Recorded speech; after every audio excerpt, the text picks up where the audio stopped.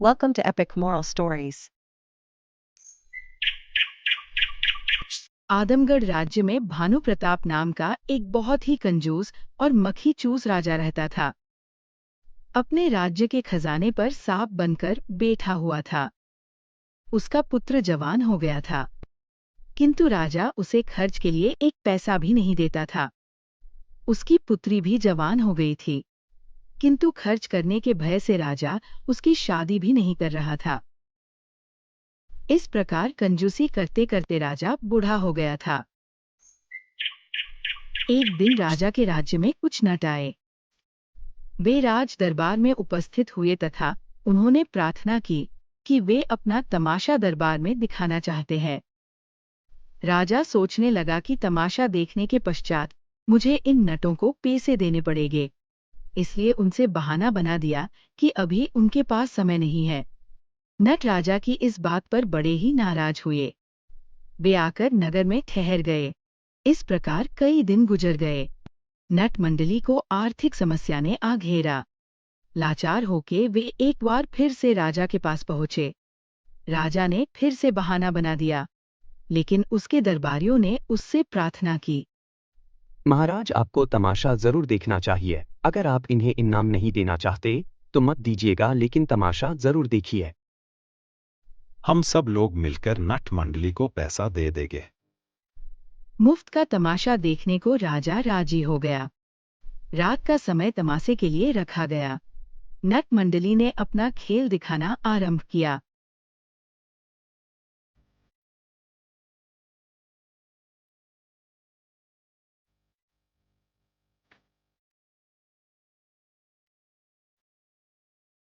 दरबार के लोग खुश होकर तालियां बजा रहे थे।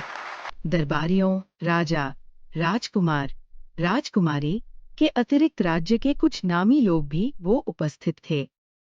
नटों का प्रमुख तथा नटनी विचित्र तथा दिल दहलाने वाले दृश्य दिखा रहे थे, किंतु राजा अपने मन को दाबे हुए बैठा था। उसे मालूम था कि अगर उसने कुछ भी कहा या उसके मुंह से वाह भी निकली तो उसे नटों को कुछ न कुछ पुरस्कार अवश्य देना पड़ेगा। इसके विपरीत सभी दर्शक वाह कर रहे थे। रात बीत रही थी। ऐसा मालूम देता था कि 2 घड़ी बाद ही सुबह हो जाएगी। नटी सोचने लगी कि राजा की वाह के बिना नट हतोत्साहित हो जाएगा। आत नट को साहस बंधाते।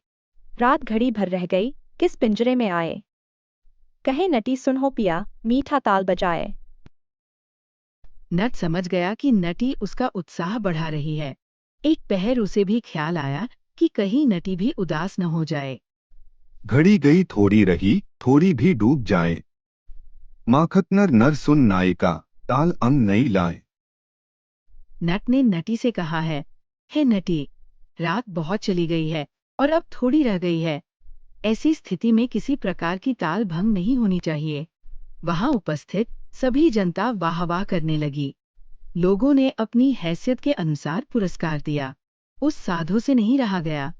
उसने वाह वाह करते हुए अपनी चादर ही दे दी। तभी राजकुमारी ने आगे बढ़कर नट को अपने गले का हीरे का हार दे दिया। राजा के हृदय पर बड़ा आघात लगा। राजकुमार ने नट को अपनी हीरे की अंगूठी उतार कर दे दी।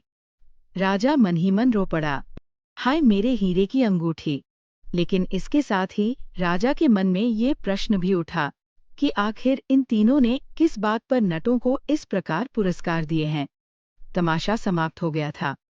राजा अपने हृदय में उठने वाले प्रश्न को लेकर बेचैन हो उठा था। उसने तुरंत ही राजकुमार, राजकुमारी और साधु को अपने सामने बुलाया। तीनों लोग बड़े सम्मान के साथ राजा के सामने उपस्थित हुए। साधु, तुमने अपने तन की चादर नट को क्यों दे दी?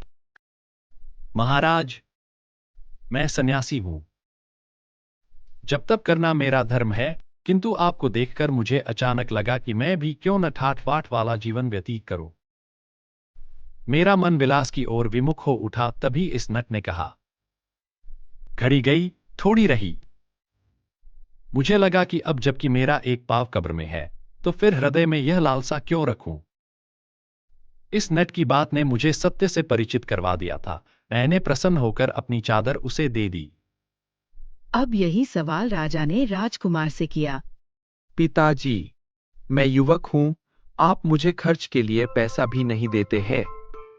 ऐसी स्थिति में मैं भला सुख से कैसे जी सकता हूँ?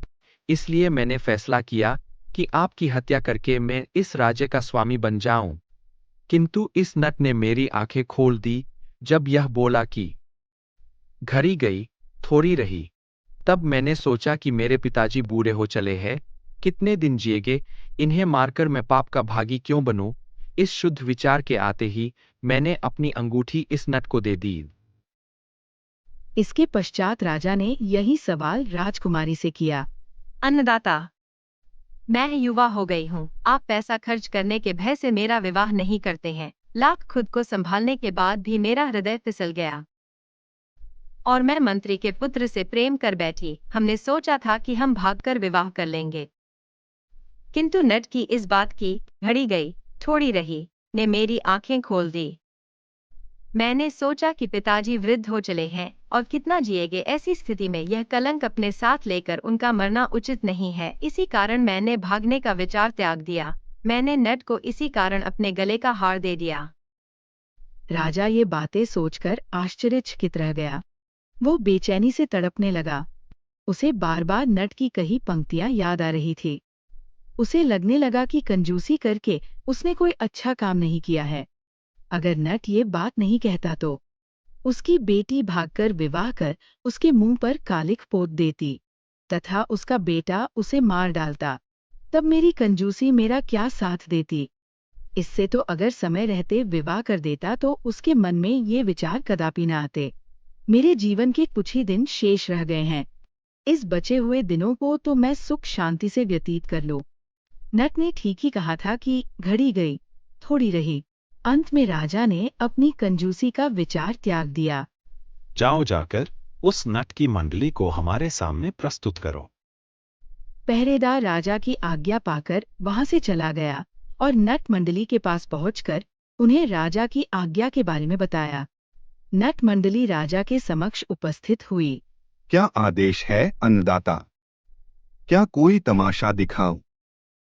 राजा ने उन्हें बहुत सा धन इनाम में दिया तथा उसी दिन से उसने कंजूसी छोड़ दी। वह अक्सर बड़े बड़े कलाकारों को अपने यहाँ आमंत्रित करने लगा तथा उनकी कला की परख कर उचित पुरस्कार प्रदान करने लगा। उसने अपने बेटे को युवराज घोषित किया तथा उसे भरपूर ऐशाराम दिए। अपनी पुत्री का विवाह भी उसने उचित वर तलाश कर बहुत धूमधाम के साथ कर दिया। अगर आपको ये कहानी पसंद आई हो तो इसे लाइक करें, शेयर करें और हमारे चैनल को सब्सक्राइब करें। नई प्रेरणादायक कहानियों के लिए जुड़े रहें।